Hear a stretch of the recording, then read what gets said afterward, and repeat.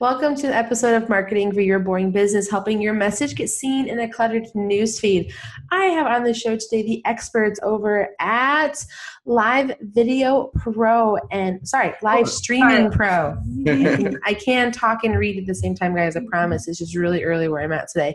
And anyway, we're talking with Luria and David, and I am so excited to have them both on the show. I actually met Luria through David, and I've known David for years and years and years, way back in the old school days of Facebook when it was still getting started for just the everyday person. He actually had this fantastic business called Hubsy, where they helped you make Facebook landing pages. And as social media changes, so do professionals, and now they are just killing it with live video. So today we're going to be talking with you guys about what is live video, how you can be using it, and what you should be doing with it, especially going into the new year. David used to be a CEO of a tech startup and learned that he doesn't need the corporate environment to make things happen. He likes helping brands and themselves build real relationships with their customers. He also really enjoys technology on a super geeky level, which is just one more reason that I super love him. Luria has created over 4,000 videos with over 1 billion views using video and live streaming shows. She's appeared on CNN, NBC, Fox, NBC, CSNBC, ABC, and BBC. It's a lot of letters. She must have been in the military at one point. She's also worked in live video with top brands like AT&T, Samsung, GoDaddy, and Panasonic, and they are just kind enough to grace us with their presence today and make sure that we know what we're doing. So welcome the show, guys. Thanks for having us. I'm so excited. Like I said, I've known David for a very long time. But why don't you guys maybe warm us up a little bit with what we didn't cover in your bios and, why video is so important to you? Well, so, from a live video perspective, obviously video is taking over the world, right? Especially the marketing world. But live video is so freaking important at the moment to really kind of pay attention to, because as a business, really consumers are able to make the choice about who they spend their money with in a much bigger way these days. And when you do live video, especially as a local business, you can make massive improvements and create a celebrity-like, experience through live video that gets people to know, like, and trust you, gets people to feel connected to you and invested in your business. Well, because live video is more raw than regular video, because you're getting a glimpse of people, because there's no cut, break, whatever. So edit. No edit. Multi-shoot, nice lighting, editing, audio fixing. It's just full of all of your flaws, but all of your goodness at the same time. Mm-hmm, exactly. Yeah. I think, from a sales perspective, like, people have said over and over and over for us that the reason they became customers is because they could see our flaws. And that is a powerful statement, right? When we think about it in the past, we want to present our best self, and still you want to present your best self, but you want to be vulnerable and open about who you really are. And me, I say things wrong all the time. Like, I try and say like a common phrase and I screw it up, and that's just me as a person. And people are able to see that and they connect with it because people like to follow humans. Mm-hmm. Well, so, and in the live streaming world, she focuses on strategy and the techniques to bring people in and build that community, where I, on the other hand, I'm the technologist. So I focus on making the tech easy and more, so it's not intimidating, because a lot of people, you think of cameras, you think of microphones and lights, and you can get very intimidated. You don't know what to get. And so I go through and test things and then come up with budget-friendly things to recommend for people that I've tested to kind of like take that fear of the tech away. Because I think, that is one of the most important parts of streaming is the tech, but it doesn't have to be scary. And I think a lot of people are scared of it, and that's why they might not do it. It stops them. It stops them all the time. The fear of being on camera and the fear of the tech. Yeah.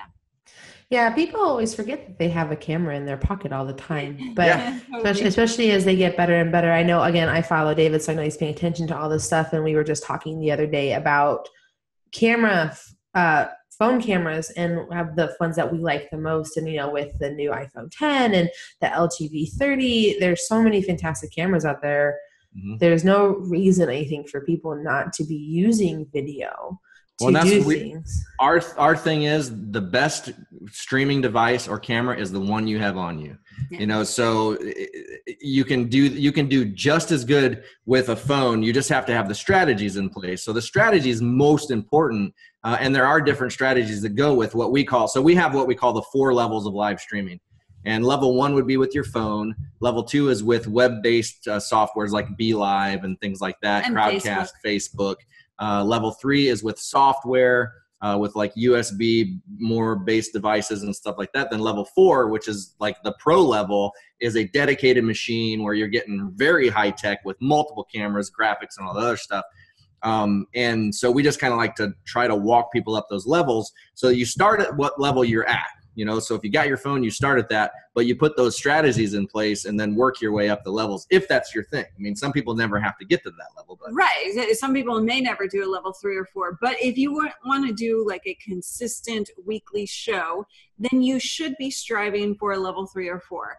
And that way you can have graphics on screen. You can present a really credible visual that builds trust immediately without you even saying anything, because people put weight and trust into professionalism. And that's just the way our brains have been trained for hundreds of years. And so that's really important to realize. And so regardless if you're using your phone or computer, you want to strive for the best possible that you can. However, and for your phone, you can use what we call pro hacks, which is a way to get better mobile live streams. But regardless if you're using, like, if you do the weekly live show and that's from your level 3 or 4, you have a consistent day and time, then you always will use a level 1 still, because you want to use what we call live streams,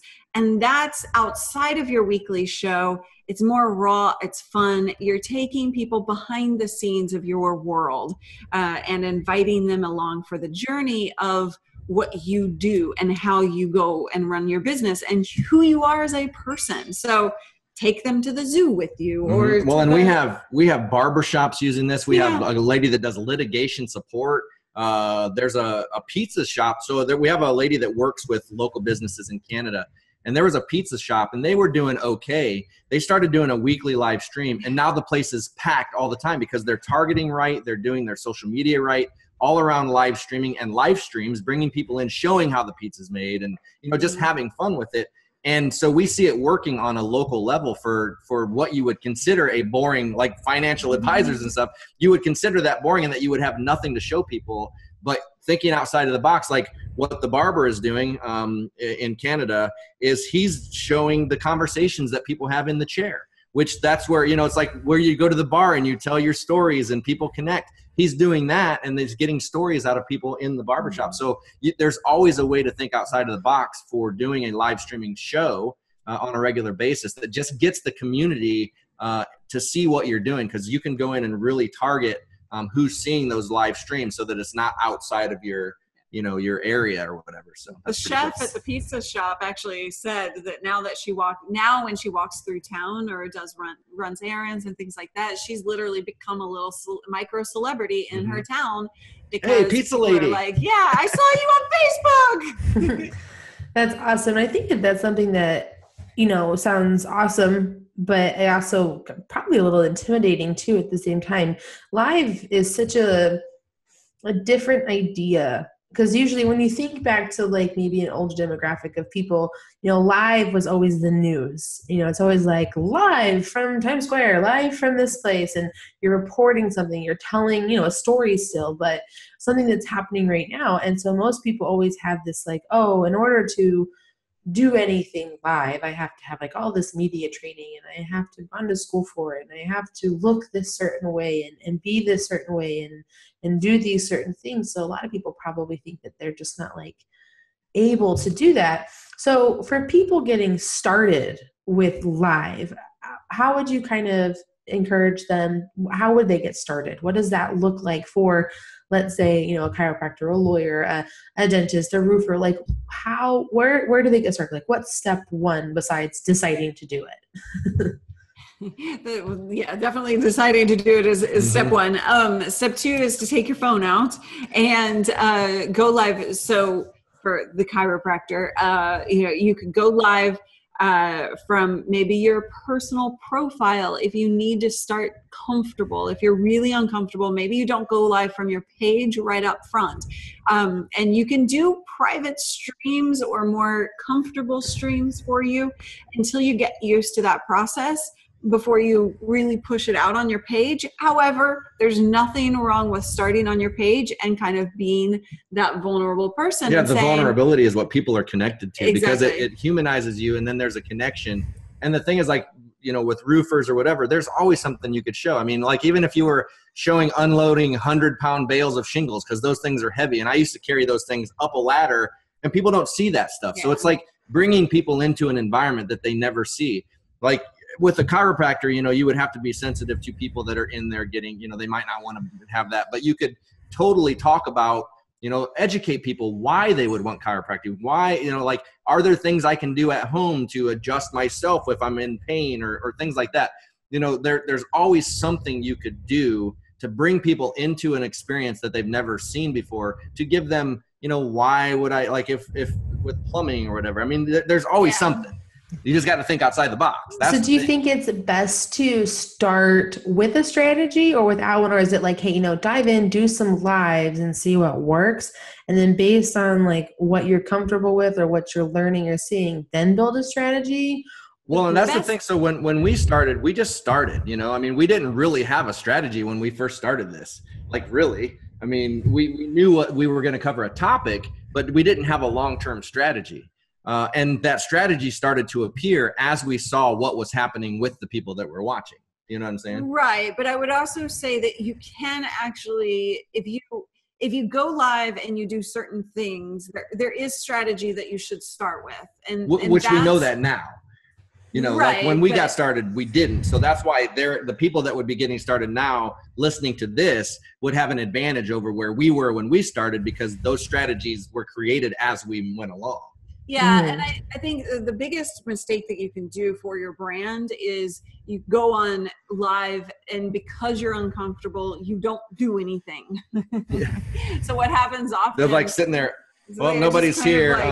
Staring at it. Well, I guess I'll sit here for another couple minutes. Yeah. But like the biggest thing is like pretending like there's 100 people on no matter what, because that becomes a video that stays there afterwards. So even if you have a plan and you're going to go live and there's nobody there, you act as if there's 100 people there. If there's one person on there, you act as if there's 100, and you don't just sit there and have a back and forth conversation with that one person, because people watching afterwards are going to be like, well, this is fun. Weird.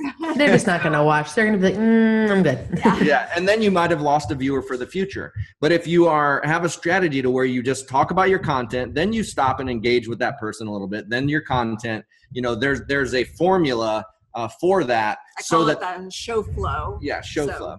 So that the viewer afterwards is like, oh wow, this is kind of interesting. I would like that. Then they like your page, then they subscribe to your updates or whatever, and then they're getting notified when you go live, and you start to build an audience. I would say the thing that you should start with if you're nervous and you don't want to do, because there are a couple of mistakes, and David just hit on them, but just to pinpoint these two mistakes that I really don't want you to make is going on and doing the "can you hear me now?"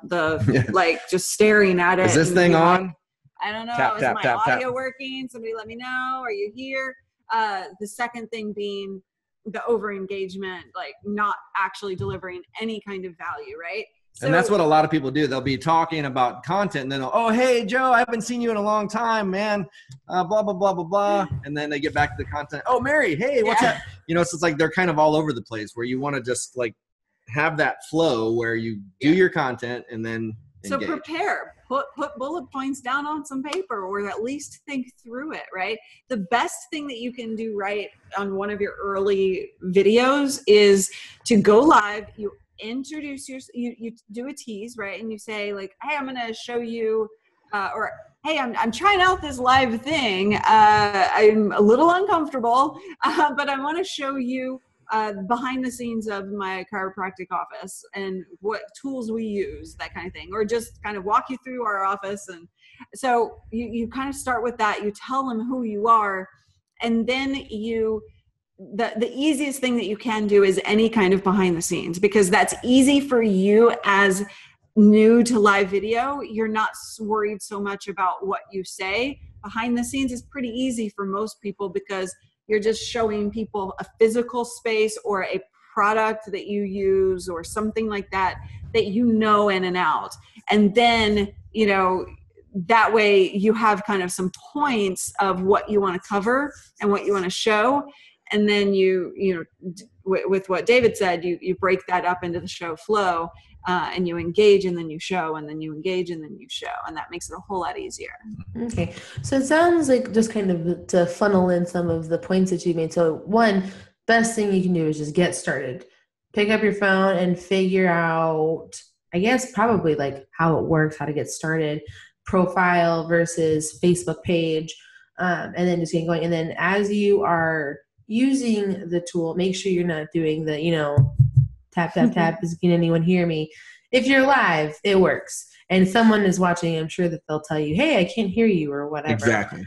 And so you don't have to, I think, ask for that, because I feel like when people come on to the video, they're ready to dive in. They don't really want to wait, except for the shows where it's like you have that kind of like waiting period to get people in for Facebook, to tell everybody, to get people ready. But if it's a regular scheduled show, it's almost like old school TV. Like, oh, I got to tune in at 1:00 for my soaps or whatever it was that you were into at the time to get it. And by having Facebook to send you that reminder, it makes it so much easier. We still do the 10-minute countdown no matter what. So we start our show starts at 10 a.m. So the people that know that, they come at 10 a.m. Show's already starting. But we do a 10-minute countdown, because it takes about 15 minutes for you to reach peak viewers. But that 10 minutes is more for the new viewers. So it's for people that are just finding you. And the last thing you want is for them to potentially come in the middle of a show. So you give them that 10-minute countdown, and we actually make that part of the show. So it's not just like we're sitting there and there's music and it's counting down.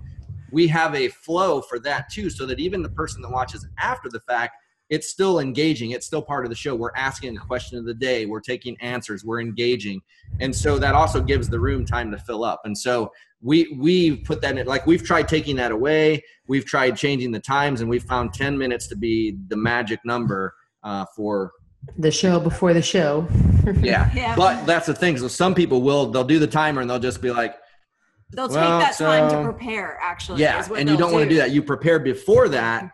Then you go live, and that 10 minutes is part of the show. It has to be part of the show, because, otherwise it's people's time. If you're going to give you their time, you got to give them something, not just do. Right. And it's more for, you have to think, you don't just think about the people that are live. You have to think about the people that are coming in after, when it's a recorded video, because those people, if they come in, then they've got to fast forward through that 10 minutes. Now the live people don't have that option. But you want to make it so they don't have to fast forward through that 10 minutes, because if I go and there's something going on and it's engaging, I'll watch even the countdown. Yeah. And I think one of the biggest things that people need to realize when you start live video is that most likely there will be 0 people watching. And he touched on that earlier, but I think that's really important for people to know going in. And you've got to show up, like he said, and just like for the replay viewers, right? But know that is a very high likelihood. It depends on how much you've worked on engagement with your audience ahead of time, doing posts on social and other forms of connecting. And if you haven't, then you probably will have 0. and when we first started, I mean, we literally, when we first moved to Facebook, we were getting 2 to 5 viewers per show. And we just kept going. And now we're, hitting over 100 viewers per show. And so, it just, and that's when we've been doing it for 2 years, a year and a half, and to just now be hitting 100. So Oh, well, almost. So it is a long-term strategy, but it has been. So when we jumped up to the higher level that we are, instantly, once we changed our name to Live Streaming Pros and had that quality, we had big companies like GoDaddy and that reaching out to us to work with us because of that quality, and they wanted that quality as well. So you have to, the reason you have, because we had no idea that when we had 10 viewers, 15 viewers, GoDaddy was one of them. Right. So your biggest client could be one of those 5 viewers watching. So you really want to make sure that you're acting as if your best client is on every single show. Numbers truly don't matter. It's the quality of the viewers. Yeah, that's great. And one of the things that I love about the show that they do is that it's just fun and silly and relatable. And, it's kind of like, I found my people. And I think that that's ultimately what you want everyone to say about your business. Mm-hmm. So pick up your phone, start figuring out the best way to become the best at something is to start practicing and having a whole lot of bad lives and bad videos. And it kind of just goes kind of for everything. You need your first pancake. Everyone does. Yeah. And so go ahead. Well, I was just going to say, and don't be hard on yourself if your first couple aren't like, what the instinct is, oh man, that was horrible, I'm going to take it down. But you want people to go with you on that journey because then they relate to you more. They watch you get better. They watch that progression. And so it's like they're invested in an outcome, right? And if you keep taking that down, there's nothing for them to invest in. So they aren't seeing that vulnerability at the beginning that really makes them connect with you and become super fans to watch you on this journey of growth, which is basically what it is. Because you'll see somebody, like we've had so many students start off and they're shaky and their camera looks like crap and, like their audio is like all weird. But then they progress. The next show is better. Then it's better. Then it's better. And now, we've got people that went from just level 1 and now they're level 4 and they've got TV quality shows and they're just like completely blown away. And so is their audience because because we told them, take your audience on that journey with you. They did. And now they've got, fans for life because people connect at such a deep level through that process. So let's maybe talk about a couple of tips for people based on, little things that they can do better. So I think my first question is it better to go live vertically or horizontally? So visually speaking, we actually prefer as humans, the landscape. I thought you meant standing up or laying down. Just kidding. This way or this way. Yeah. So landscape is better. However, Facebook does, we're kind of testing still to see if they prefer portrait. It doesn't seem to make any difference in terms of views. In terms of live. Where they're getting the stat for the square videos is the videos that we see with the text across the top and bottom, because those get a virality to them. So that's like, well, everybody's like, well, if it's square videos that are performing the best, that must carry over to live too. Right. But where we've not seen anything that shows that is better, because you can't really get the same quality that you can in a 16:9 aspect ratio. Especially if you have 2 people on the screen, right? Like there's so little room for one person versus 2. So we always say go landscape. That way you have a more quality image. But again, that depends on what you're doing. If you're doing a live stream with your phone and you're just facing your camera, it's totally fine to do those. So I'll do mine when I do those. Sometimes. I do them in portrait mode now. Whereas if I'm bringing somebody to show them something, I'll turn it into portrait or landscape so that I can show more of the environment I'm wanting them to see. If it's just me talking head, I face it toward me because then I can see the comments and all that other stuff. Yeah. So. The one thing you want to avoid is the up the nose shot though. If you're holding it like you hold your phone normally, then you're tending to just hold it down here in a comfortable spot and looking down at it. And that's a terrible solution. Nostril shot the whole time. So bring it up eye level is what you want to do. Those are great tips for sure. So on the topic of engagement with a lot of live streaming stuff, it has like tap for hearts or hit those like buttons or smiley faces and stuff. How do you think it's best to use those sorts of things in a live stream? So the best thing that you can do is get engagement pretty early on. So, as soon as you have people showing up, you want to be asking for the engagement. And the thing is you have to ask for it. People are not going to do it without the ask. And the best thing that you can do is ask for an easy win, what I call the easy win. And that's asking people to either comment or do a reaction of some kind. So with comments, it's a yes or a no, or a scale of 1 to 10. You're asking what I would call question of the day, where it's a specific question that relates to the topic, so that you can get the engagement and get interaction from people.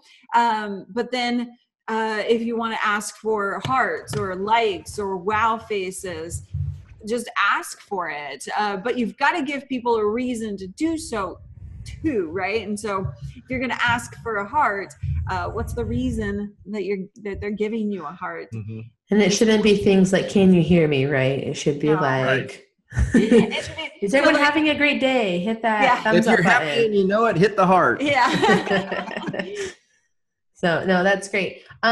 So if someone's going to have their phone, which do you think is more important for them to get if they want to maybe like make a little bit of extra effort? Do you think it's a mic? Do you think it's a tripod? Where are those lenses?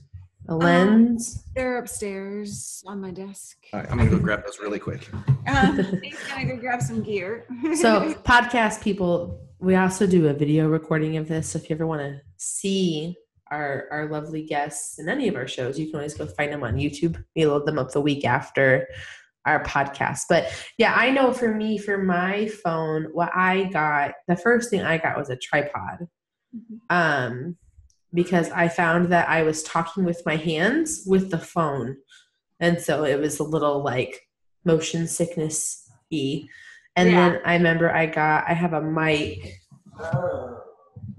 That's not handy, of course. I have a mic I got for my phone to help make my sound better, because I live in a big empty house in Korea and it's very echoey. And I was noticing that I was getting a lot of like, hello, how are you? And so those are the upgrades I made. But I'm curious is like what you think are the best things for people to do that are small, easy, and maybe cheap upgrades to get started with this. One thing before you get to the tech part is the way you hold your phone is massively important if you're not going to add tech, right? And so a lot of people will wind up scraping their mics on their phone, which is a bad experience. And that's the kind of stuff that I refer to as pro hacks, is that it's that you can actually make a big difference just using your phone by having a firmer grip on your phone as well. So now you can and exactly, not holding it like this where your hand is scraping the microphone so people are hearing.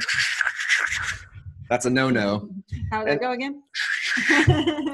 And then your radios are not messed up, guys. That was an intended sound. So you've got this is called a moment lens. And these are quite expensive, but they do have, these are like $100 a lens, but they do have cheaper versions, and you can find like Olo clips. Now you made me forget. Olo clips. If you just look for lenses for iPhone or Android on Amazon, you'll find a whole bunch of them, and just go by the ratings. These are the ones I like the best, but if that comes with a case, and then these lenses, basically you just put it on like this, twist, and now I've got a wide angle. Let me show on the camera here. So you guys know what he's talking about. You can essentially, that's awesome. You can essentially buy lenses for your phone. Like you can buy a lens for like a high quality camera, and they come with a case so that you can put the lens over where your cameras are. And usually they're back facing lenses, but they also have like front facing lenses, those selfie lenses. And so when you go watch the video, because I know everyone's going to go do that, you'll see how he did that. And so you think then a lens Well, what a lens does, a lens can help because it improves the quality and gives you more that you can see, right? So you can widen the shot a little bit. Okay. You can get the telephoto, which zooms it in a little bit. But, another thing that's really important is audio. Because audio is something that if the audio is not good, the video can be okay, but if the audio is bad, people will leave. Yeah. There you go. Oh, Oops. It is really, yeah. I have a video mic from Yep. Rode, and it just plugs right into my headphone jack on my phone. And one of the things that I tell people that was an interesting hack that I discovered is make sure your headphone jack is not near your lens on your phone, because then the lens is in the way of the mic is in the way of the lens, which I found out with the Google Pixel, which is why I don't own the Google Pixel. And so it makes it easy. So just these little upgrades, and this mic was like $59 on Amazon. You know, you can buy little upgrades for your tech, like one little piece at a time as you continue to invest to get better. I mean, they even have mobile lapel mics if you know, because like the way you want to think about it is look at the environment you're going to be in. If you're somebody who's doing an outdoor show, you want to get the microphone closer to your mouth. So a shotgun and sometimes doesn't work, like the little one you've got, the video might go, because it's catching everything. Whereas if you put a lapel close, you're going to get better audio. So just look at what you're using live for. If you're in a louder environment, you want to get the microphone as close to your mouth as possible. But if you're indoors or at an event or something like that, those shotgun mics work really well. Awesome. I think the last thing I want to touch on, that's just because I am currently playing with it too, and you had mentioned it earlier at the start of the show, and that's 360 video. So what is 360 video, and what are some maybe fun ways that people can use it in maybe like a way that they don't think about maybe? Well, so I look at 360 video as an immersive experience. So it's able to actually bring people into an environment a lot different than you would on a normal basis, because with regular video, it's 2D. It's like you're just seeing one side of something. Whereas 360, I can put up a video and you can turn it around and see the entire environment. And I actually got a camera that I was actually going to test right when we're done here. I'm going to go live in 360 to test that out. But, you know, because that is coming and that's something that we're working on.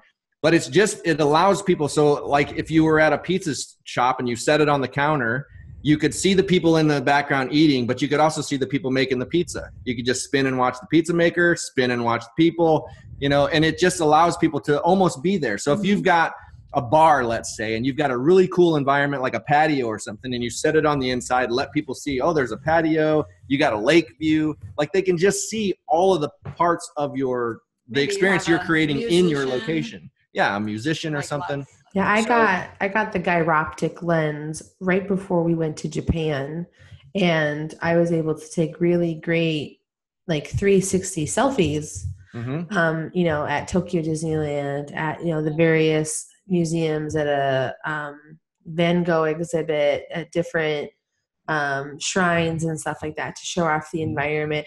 I didn't ever get to do one on the train, which I really wanted to do, because I wanted to be able to show people how insanely packed it was. But it was so packed I couldn't even like move my arms to like do anything.